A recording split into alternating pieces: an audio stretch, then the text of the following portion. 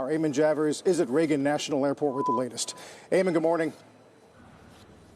Good morning, Carl. It is a heartbreaking morning here at Reagan National Airport. Authorities just within the past hour or so giving us some updated details about what we know about last night's horrific crash involving a commercial jetliner and an Army Black Hawk helicopter just south of this airport. What we know right now is that there are no survivors in this incident, and that means that as many as 67 people are dead. 64 people were on board the airplane, 3 people on board the helicopter. 27 bodies, they say, have now been recovered from the airplane wreckage, 1 recovered from the helicopter. The Secretary of Transportation, Sean Duffy, who was sworn in just a couple of hours before this incident, said that despite last night's tragedy, air travel in the United States is still safe. Here's what he said.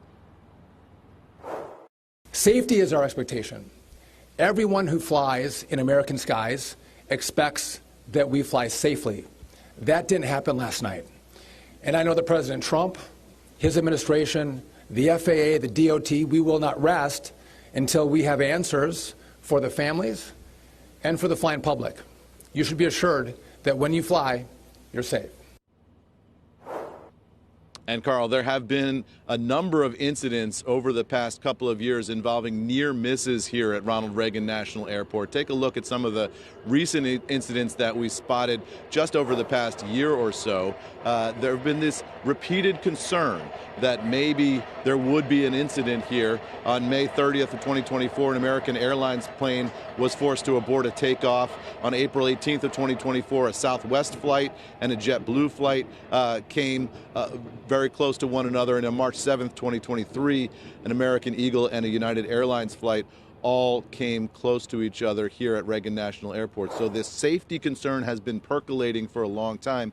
None of those incidents, though, involved an Army Black Hawk helicopter, as last night's incident did. And I can tell you that as just somebody who flies out of this airport all the time, Carl, and drives up and down the George Washington Parkway, which is adjacent to it, you see Black Hawks, 300-400 feet off the water, flying up and down the Potomac all day and all night long here. A very common sight for the civilian and military aircraft to share this airspace. So the fact that something happened last night indicates something dramatic went wrong with the normal systems which operate day in and day out here. And we'll find out a little bit more about what that is as the days and hours go on. We do expect a briefing now from the Pentagon. The new Defense Secretary, Pete Hegseth, is expected to brief later today. So we'll bring you that detail as soon as we have it, guys. Back over to you. I feel like that there's going to be a lot of eyes on that, Eamon. I mean, President Trump, for his part, weighed in on Truth Social, asking a question about, the fact that he wrote the helicopter was going straight at the airplane for an extended period of time, which raises a lot of questions. Anything else from the White House?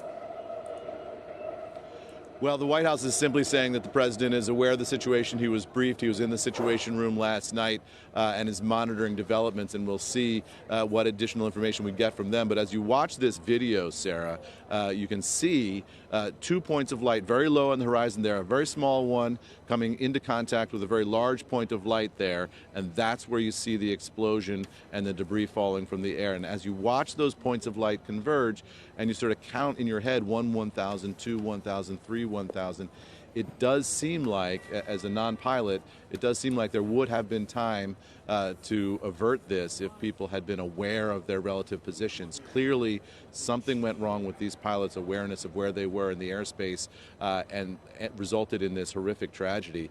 We are learning also that U.S. figure skating is saying that a number of figure skaters and coaches were on board that aircraft returning from Wichita, Kansas to Washington, D.C. after a national event. So you think about all the people whose lives were lost here last night, the promise and the talent of so many of those young folks. It is just heartbreaking to contemplate. And as much as we'll watch for the investigative details and learn what happened here, nothing can undo what has been done, Sarah. It's a great point, Eamon. Every crash has its own particulars, and today is very much about these victims and this particular crash.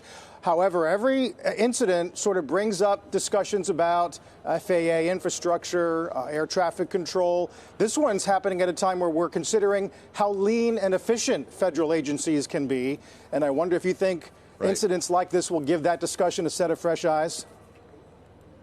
Well, I think it will, and you'll watch for now this effort by the new incoming Trump administration, the new Trump administration, I should say, to slim down the federal bureaucracy. They've offered now what amounts to a buyout effort to every federal employee, and one of the big questions after this incident will be how many employees in the FAA, in the air safety piece of the federal government, will take that buyout offer, and will that affect readiness and the ability of the FAA to make sure that America's airspace is safe. You heard Sean Duffy there last night saying they'll spare no effort to get to the bottom of this and make sure that people are safe.